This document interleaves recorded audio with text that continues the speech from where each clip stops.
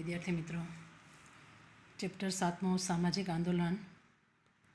એમાં અત્યાર સુધી આપણે મહત્ત્વના 4 આંદોલન વિશે માહિતી મેળવી, જેમાં સુધારાવાદી સામાજિક આંદોલન, ક્રાંતિકારી સામાજિક આંદોલન, પ્રતિરોધાત્મક સામાજિક આંદોલન અને વિરોધાત્મક સામાજિક આંદોલન. 3 માર્કના પ્રશ્ન માટે મહત્ત્વના છે. એની સાથે બીજો પણ એક પ્રશ્ન જોયો, સુધારાવાદી સામાજિક આંદોલન અને ક્રાંતિકારી સામાજિક આંદોલનનો તફાવત સમજાવો. મિત્રો, આજે આપણે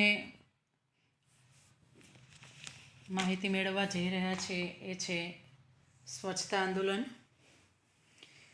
આધુનિક વિશ્વની અનેક જટિલ સમસ્યાઓ છે, આપણે જાણીએ છીએ, અને એમાંની એક સમસ્યા એટલે ગંદકીની, અસ્વચ્છતાની. મિત્રો,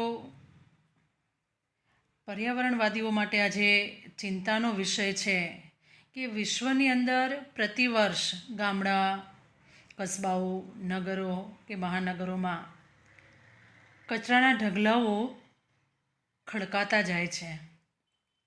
અને આપણે જાણીએ છીએ કે આ ઢગલાઓ છે જળ અને વાયુને પ્રદૂષિત કરી સમગ્ર માનવજાતિ માટે અનેક પ્રશ્ન છે ઊભા કર્યા છે.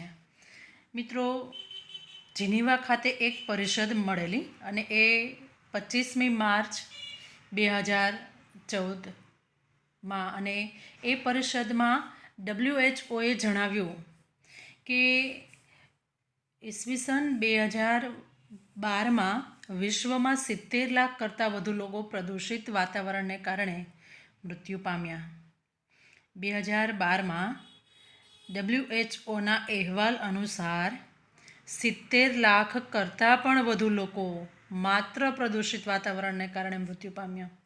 મિત્રો, વિચાર કરો, કુદરતી મોત તો સમજ્યા, પરંતુ આપણે આપણા જીવન માટે જે જરૂરી છે, અભિન્ન અંગો છે જેને કહી શકાય, જળ અને વાયુ, એ પ્રદૂષિત થવાને કારણે આટલા લોકોએ જીવ ગુમાવ્યો. WHOનો બીજો એક અહેવાલ મુજબ પ્રદૂષિત પાણીને કારણે જે ડાયરિયા થાય છે, જેને કારણે 22 લાખ લોકો મૃત્યુ પામે છે, અને દર વર્ષે 5 વર્ષથી નાની ઉંમરના 18 લાખ બાળકો દૂષિત પાણીને કારણે મૃત્યુ પામ્યા. એટલે જળ અને વાયુ બંને આપણા જીવન માટે અગત્યના છે. કદાચ એના વગર જીવન અશક્ય છે એમ કહીએ તો ચાલે, પણ માનવીએ તેમાં કચરો ઠાલવી અને માનવજાતના શત્રુ બનાવી દીધા છે. મિત્રો, આજે ચારે બાજુ ગામડાઓ, શહેરોમાં કચરો ઉભરાય છે, પરંતુ એક ગ્રામ્ય હોય કે શહેર હોય, એને સ્વચ્છ રાખવા માટે પ્રયત્નો થાય છે, પરંતુ એ કચરો ઠાલવવો ક્યાં, એ પણ એક જટિલ સમસ્યા છે. એટલે આવા સમયે સ્વચ્છતા અંગેના અભિયાને આ આંદોલનનું સ્વરૂપ ધારણ કર્યું અને સૌનું ધ્યાન ખેંચી આકર્ષિત કર્યા છે. આમ તો સ્વચ્છતા અભિયાન કે સ્વચ્છતા આંદોલન એક સુધારાવાદી આંદોલનનો જ એક ભાગ કહી શકાય. મિત્રો, ઈસવીસન 2014ની 2 ઓક્ટોબરે મહાત્મા ગાંધીજીની 145મી જન્મ જયંતિના અવસરે આપણે બધા જાણીએ છીએ, આપણે પણ સ્વચ્છતા અભિયાનમાં જોડાયેલા હતા. એટલે એ સમયે ભારતના વડાપ્રધાન નરેન્દ્રભાઈ મોદી દ્વારા એક સ્વચ્છતા અભિયાનનો આરંભ થયો. 2014 2 ઓક્ટોબરે ગાંધીજીની 145મી જન્મ જયંતિના અનુસંધાને. એટલે આ આંદોલનનો મુખ્ય હેતુ ઈસવીસન 2019માં ઉજવાનાર 150મી જન્મ જયંતિ સુધીમાં સમગ્ર ભારત સ્વચ્છ થઈ જવું જોઈએ. સમગ્ર ભારતને સ્વચ્છ કરવાનો હેતુ હતો. એ સમયે પ્રધાનમંત્રીના આદેશ અનુસાર આપણે પણ સ્વચ્છતા અભિયાન ભારતના તમામ રાજ્યોમાં વિસ્તર્યું. ગામડાની શેરીઓથી શરૂ કરી શહેરના મહોલ્લા કે જાહેર સ્થાનોની સ્વચ્છતાને પણ મહત્ત્વ અપાયું. સરકાર ઉપરાંત બીજી પણ સંસ્થાઓ, સામાજિક સંસ્થાઓ અને સ્વૈચ્છિક સંસ્થાઓ, એ ઉપરાંત સમૂહ માધ્યમો વગેરેના પ્રયાસથી પણ હવે આ આંદોલન આપણા બધાનું આંદોલન બન્યું છે. મિત્રો, ભારતમાં સ્વચ્છતા આંદોલને સમાજના તમામ વર્ગના લોકો તેમાં સ્વયં જોડાયા અને સમગ્ર દેશમાં સ્વચ્છતા અંગેના કાર્યક્રમોની એક સાંકળ રચાય. તમામ જાહેર સ્થાનોમાં સ્વચ્છતા જળવાય તે માટે સરકાર તરફથી 0.5% સેસ લાગુ કરવામાં આવ્યો. આપણે જાણીએ છીએ કે ગંદકી હોય તો અમુક દંડ છે પણ ભરવો પડે છે. એટલે શાળા અને કોલેજોમાં પણ યોજાતા સ્વચ્છતા અંગેના કાર્યક્રમોથી વિદ્યાર્થીઓ માહિતગાર થાય, સ્વચ્છતાને એક મૂલ્ય તરીકે સ્વીકારે એના માટેનું અભિયાન પણ ચલાવેલું. એટલે આ રીતે સ્વચ્છતા અભિયાને સુધારાવાદી આંદોલનના એક ભાગ તરીકે સમગ્ર દેશની અંદર સ્વચ્છતા અંગેની એક અનોખી ચેતના જગાવી છે. મિત્રો, સ્વચ્છતા વિશે વાતો કરીએ તો દિવસો ઓછા પડે, પરંતુ અહીંયા આપણે એક સુધારાવાદી આંદોલનના સંદર્ભમાં જ્યારે વાત કરવાની છે ત્યારે આટલું અહીંયા આપણે ઇનફ રાખીશું. પરંતુ એનાથી સમાજ પર કેવી અસર થઈ? 5 વર્ષ જે સ્વચ્છતા અભિયાન તરીકે નરેન્દ્રભાઈ મોદીએ ઉજવવાની શરૂઆત કરી, આરંભ કર્યો, તો એનાથી સમાજમાં કેવી અસર પડી? તો જોઈએ આપણે સામાજિક આંદોલનની અસરો. મિત્રો, સામાજિક આંદોલન આમ તો સમૂહની સામાજિક અભિવ્યક્તિ કહી શકાય,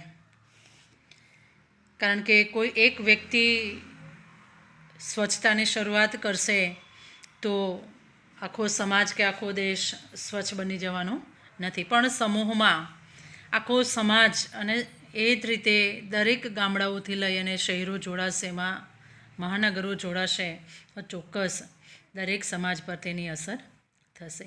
એટલે સમૂહના લોકો છે પોતાના નક્કી કરેલ હેતુ માટે આંદોલન કરે, એક ચોક્કસ પરિવર્તન માટે એ આંદોલન થાય અને સમાજ ઉપર પણ ખૂબ ઊંડી અસર કરે છે. હવે સમાજ ઉપર કેવી અસર થઈ તે આપણે જોઈએ તો કે સામાજિક આંદોલન પરિવર્તનની પ્રક્રિયાને ઝડપી બનાવે છે, કારણ કે તેમાં સમાજ જોડાયેલો છે અને જ્યારે સમાજની વાત આવે ત્યારે ચોક્કસ પરિવર્તન છે ઝડપી બને છે. લોકો જાગૃત થાય છે, સભાનતા વધે છે, નવી નેતાગીરી ઊભી થાય છે, લોકોમાં વૈચારિક વિકાસ થાય છે અને છેલ્લે આ આંદોલનથી સમાજમાં બદલાવ આવે છે. ટૂંકમાં એમ કહી શકાય કે સમાજમાં સામૂહિક વર્તનો દ્વારા પણ પોતાના અસંતોષની અભિવ્યક્તિ કરવાના પ્રયત્નો છે સામાજિક આંદોલન દ્વારા કરવામાં આવતા હોય છે. મિત્રો, સામાજિક આંદોલનો એક સાધન છે પણ જેના દ્વારા વ્યક્તિ પોતાના અસંતોષને વ્યક્ત કરી અને કાં તો સમાજમાં આંશિક થોડુંક પરિવર્તન આવે અથવા તો સંપૂર્ણ પરિવર્તન લાવવાનો પ્રયત્ન કરે છે. પણ એમાં સમાજમાં 2 પ્રકારના સમૂહ હોય છે, એક રૂઢિવાદી હોય છે અને એક આધુનિકતાવાદી હોય છે. આપણે આગળ જે 4 પ્રકારના આંદોલનો જોયા એમાં આપણે જોયું કે રૂઢિવાદી અને આધુનિકતાવાદી બંને આંદોલનોનો સમાવેશ છે એમાં થાય છે. એટલે આધુનિકતાવાદી જે સમૂહ છે એ સમાજ વ્યવસ્થામાં પરિવર્તન લાવવાનો પ્રયત્ન કરે, ત્યારે બીજી બાજુ શું થશે? રૂઢિવાદી સમૂહો છે આ પરિવર્તનો અટકાવી અને જૂની વ્યવસ્થા છે એ જેમ છે તેમ ટકાવી રાખવાનો પ્રયત્ન કરતા હોય છે.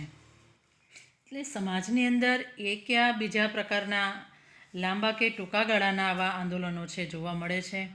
મિત્રો, સામાજિક આંદોલનો સ્થગિત અને સ્થિર સમાજમાં પણ નવચેતના પ્રસરાવવાનું કાર્ય છે કરતા હોય છે. ભલે અમુક સમાજ એવા છે કે જેમાં બહુ લાંબા ગાળે આંશિક પરિવર્તન આવતું હોય, છતાં પણ એવા સમાજની અંદર પણ નવચેતના પ્રસરાવવાનું કાર્ય આવા આંદોલનો દ્વારા થતું હોય છે.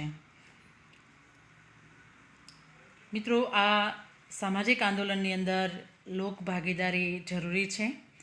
જો લોકો ભાગીદાર બની અને આયોજિત રીતે જો આવું આંદોલન થાય તો ચોક્કસ તેમાં સફળતા પણ મળતી હોય છે. એટલે સમાજ સુવ્યવસ્થિત ચાલે, સુવ્યવસ્થા જળવાઈ રહે માટે આવી જ લોકભાગીદારી પણ જરૂરી હોય છે, જેનું એક ઉદાહરણ આપણે પંચાયતી રાજ એવું કહી શકીએ. મિત્રો, આના પછીનું ચેપ્ટર આપણે પંચાયતી રાજ એટલે કે સ્થાનિક સ્વરાજ્યની સંસ્થાઓ છે, જેના વિશે ગ્રામ પંચાયતથી જિલ્લા પંચાયત સુધીનો વહીવટ કઈ રીતે ચાલે એના વિશેની આના પછીના એકમમાં માહિતી આપણે મેળવવાની છે. પરંતુ એ પહેલાં 9મું અને 10મું ચેપ્ટર આપણે પૂર્ણ કરી અને પછી 8મા ચેપ્ટર તરફ આવીશું.